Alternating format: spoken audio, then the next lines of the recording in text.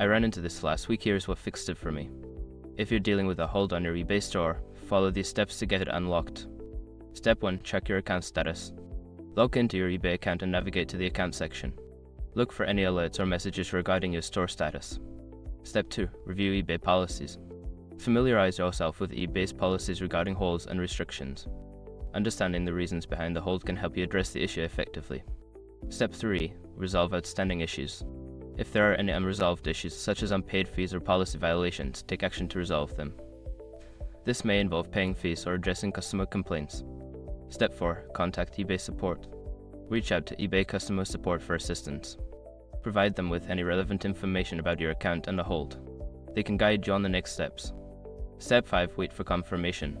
After you've addressed the issues and contacted support, wait for confirmation that your store has been unlocked. This can take a few days, so be patient. Remember, keeping your account in good standing can help prevent future holds.